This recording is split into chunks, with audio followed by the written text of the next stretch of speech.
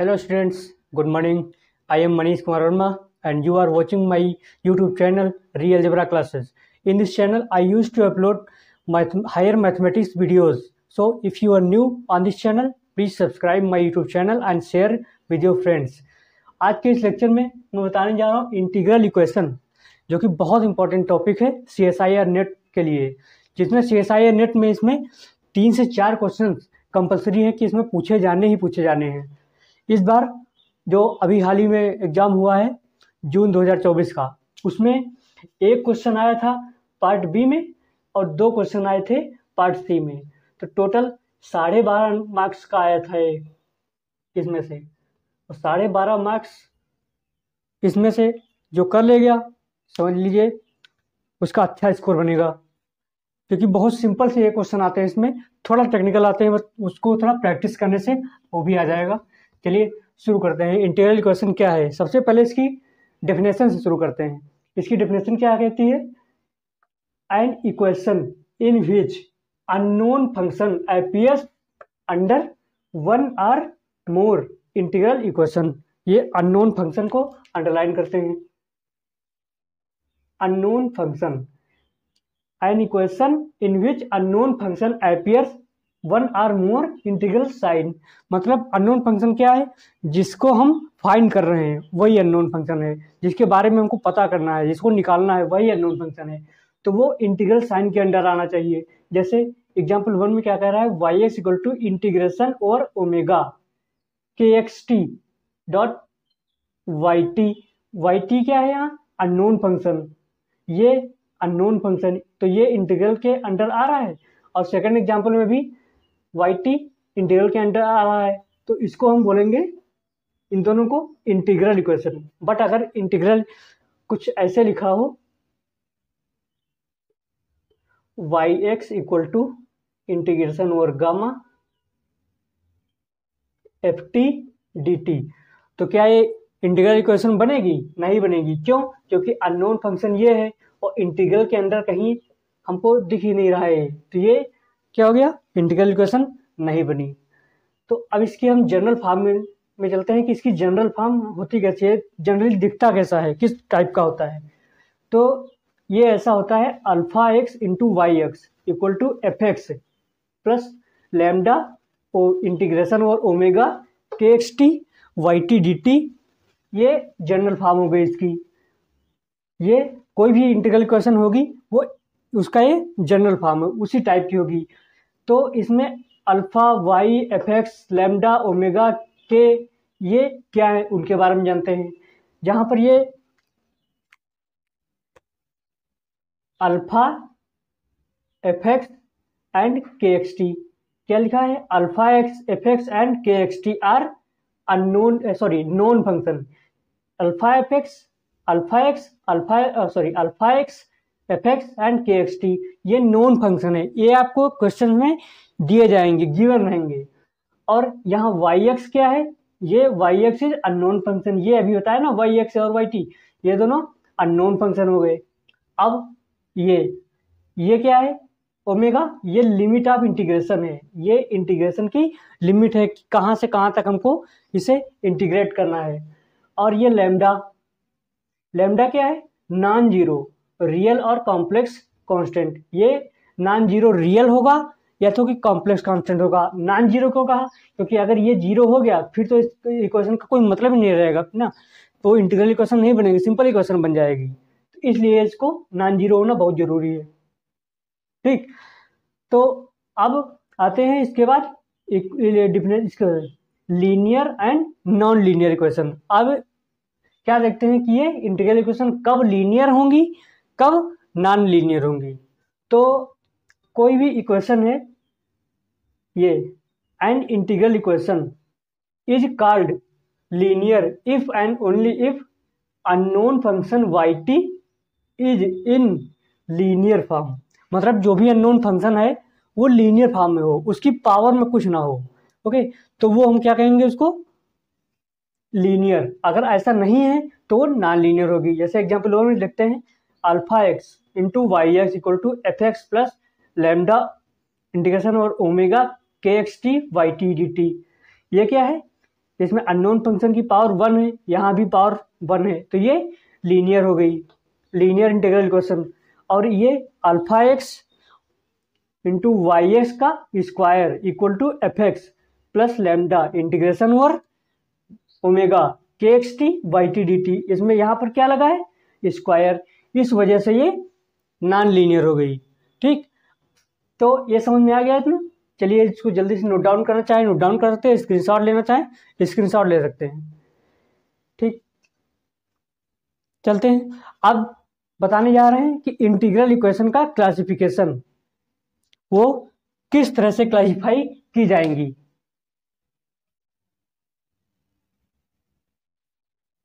चलिए, general form क्या है इसकी, alpha x y x equal to f x plus lambda integration over gamma k x t into y t d t. ठीक, ये general form है इसकी। इसको 3 तरीके से क्लासिफाई किया जाता है। कैसे, नंबर 1 क्लासिफिकेशन किस पर बेस्ड होता है,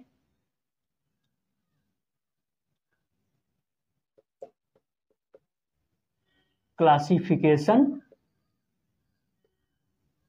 बेस्ड ऑन किस पर, लिमिट ओमेगा पर। Second classification based on F x, इस पर। And third one is classification based on alpha x. ठीक, इस पर क्लासिफिकेशन, इस पर क्लासिफिकेशन और इस पर क्लासिफिकेशन, ये क्या होंगे। तो ये होता क्या है, सॉरी इसको दूसरी तरह कर लीजिए।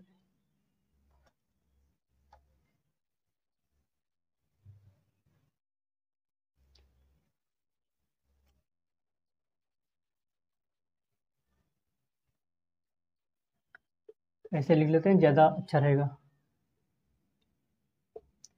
Classification based on F x. तीसरा क्या है, classification based on alpha x. Yes,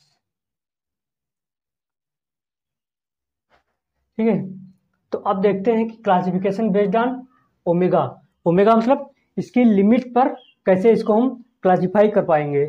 तो उसको क्लासिफाई करने के लिए क्या होगा, इसमें 3 तरह की इंटीग्रल इक्वेशन होती हैं। एक फ्रीडॉल्म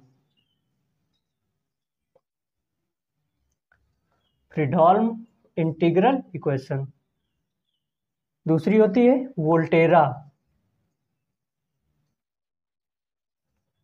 इंटीग्रल इक्वेशन, और तीसरी होती है सिंगुलर इंटीग्रल इक्वेशन। ठीक, तो ये होती कौन क्या क्या है वो देख लेते हैं।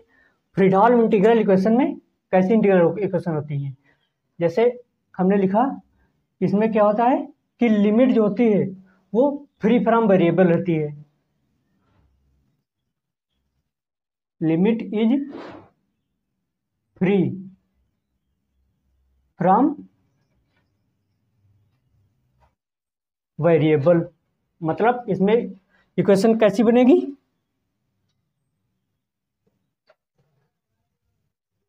Y x equal to x plus integration 0 to 1 e की power x minus t y t d t. मतलब लिमिट 0 से 1 होगी या कुछ और हो सकती है, बट फ्री फ्रॉम वेरिएबल होगी, उसमें कोई वेरिएबल नहीं आएगा। और यही इसमें क्या होता है, limit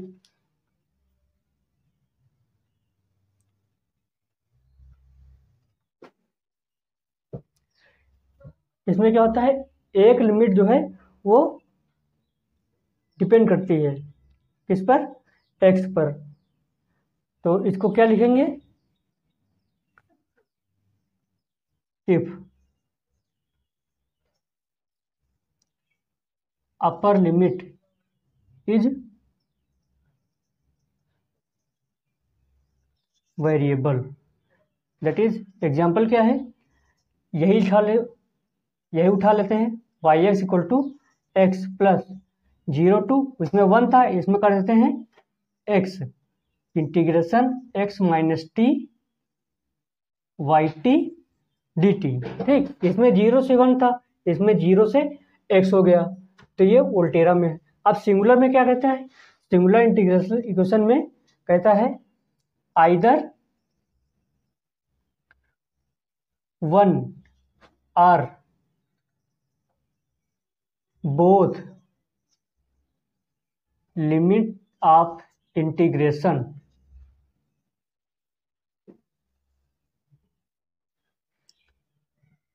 is plus minus infinity or k x t is unbounded,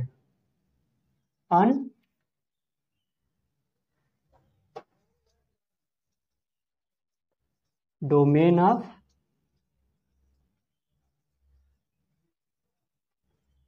integration.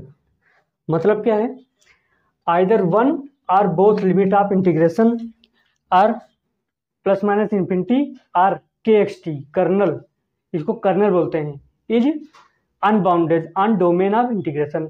मतलब अभी इसका एक एग्जांपल हम लिख लेते हैं,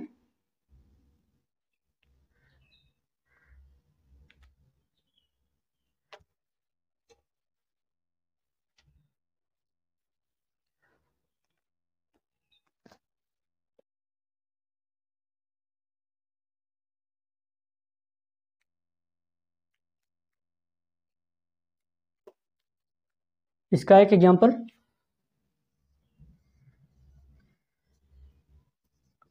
y x equal to x plus integration 0 से इन्फिनिटी ए की power x minus t y t d t. ये सिंगुलर हो गया, 0 टू इन्फिनिटी पहुंच गया। ऐसे ही अगर यहाँ पर भी इन्फिनिटी आ जाए, या दोनों में माइनस इन्फिनिटी टू इन्फिनिटी आ जाए, या फिर ये कर्नल इसकी जगह पर कुछ और आ जाए, बट इसके लिमिट ऑफ इंटीग्रेशन के डोमेन में वो क्या हो जाए, अनबाउंडेड हो जाए। इंटीग्रेशन 0 से x 1/x minus t y t d t, 0 to x, इसमें x पर ये अनबाउंडेड हो रहा है, तो इसको हम क्या बोलेंगे, सिंगुलर इंटीग्रल इक्वेशन। अब क्लासिफिकेशन कैसे करते हैं, क्लासिफिकेशन बेस्ड ऑन इफेक्ट्स, इस पर बेस्ड क्लासिफिकेशन करेंगे। तो ये क्या होता है क्लासिफिकेशन, इसमें 2 तरह की आती है इंटीग्रल इक्वेशन। पहली आती है होमोजीनियस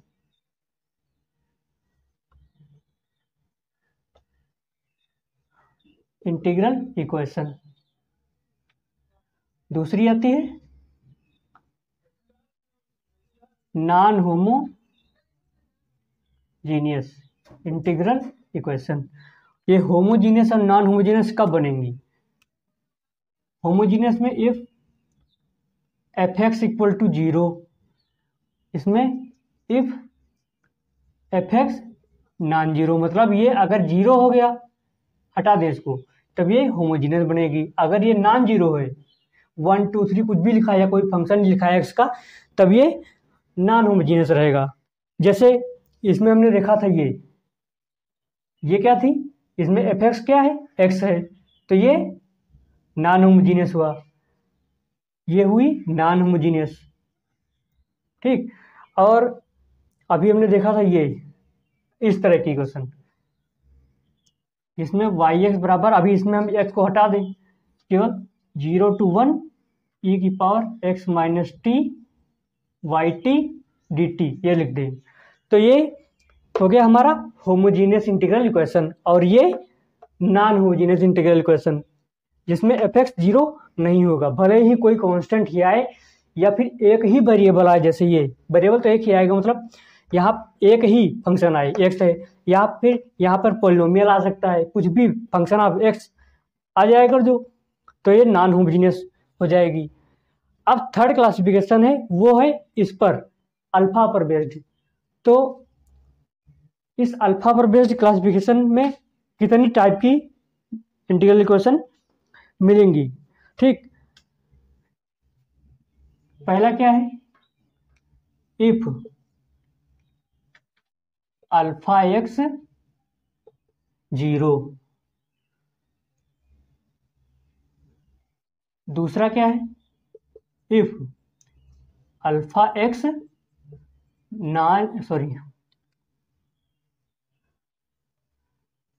कोई नॉन जीरो कांस्टेंट हुआ। और थर्ड वन क्या है, if alpha x is non zero non constant. ठीक, तो अगर अल्फा x 0 हुआ, यहां से अगर हम 0 कर दें तो ये इधर वाला पूरा टर्म गायब हो जाएगा, 0 हो जाएगा। तो यह क्या कहलाएगी, first kind okay integral equation. अब अगर अल्फा x 0 नहीं है बट कोई कांस्टेंट है जो कि नॉन जीरो है, यहां पर अगर कांस्टेंट रख दें अल्फा x को हटाकर, तो क्या हो जाएगी ये हम कहेंगे इसको second kind integral equation. Okay, अभी यहां पर कह दें if alpha x is non zero non constant, मतलब क्या हुआ इसका, मतलब ना तो पहला वाला केस ना तो दूसरा वाला केस, मतलब ना तो 0 है ना तो कोई कांस्टेंट है। ठीक, तो नॉन जीरो नॉन कांस्टेंट मतलब कोई फंक्शन होगा x का, तब ये क्या बनेगी, ये होगी थर्ड काइंड इंटीग्रल इक्वेशन। ठीक है, तो आज के लेक्चर में इतना ही। उम्मीद करता हूँ अच्छे से समझ में आया होगा। अगर कोई फिर भी डाउट रह जाता है तो आप बेझिझक पूछ सकते हैं कमेंट सेक्शन में। I will reply with in you in 24 hours. Okay, तो अगले लेक्चर में मैं बताऊंगा क्लासिफिकेशन ऑफ कर्नल के कितने टाइप होते हैं। पहला होता है डीजेनरेटेड और नॉन डीजेनरेटेड, और सेकंड होता है symmetric skew symmetric, and third वो होता है कन्वोल्यूशन टाइप का। तो उन सब के बारे में बताएंगे, और फिर उसके बारे में बताएंगे सोल्यूशन, और उसके बाद फिर न्यूटन का एक रूल होता है डिफरेंशिएशन का, जिसको हम इंटीग्रेशन का डेरिवेटिव करने में यूज करते हैं। नॉर्मली क्या होता है इंटीग्रेशन का डेरिवेटिव करने में, हम अगर उसको नहीं पता होगा हमें वो रूल, तो हम करेंगे क्या, पहले तो इंटीग्रेशन निकालेंगे, उसके बाद उसका डिफरेंशिएशन करेंगे। बट उस रूल को जानने के बाद हमें इंटीग्रेशन की जरूरत ही नहीं पड़ेगी, डायरेक्ट हम डिफरेंशिएट कर सकते हैं। उसका ज़्यादातर यूज होता है लिमिट वाले सेक्शन में, जब एल हॉस्टल रूल लगाते हैं तब वहाँ भी हम इसको यूज कर सकते हैं। ओके, चलिए मिलते हैं अगले वीडियो में। Thank you.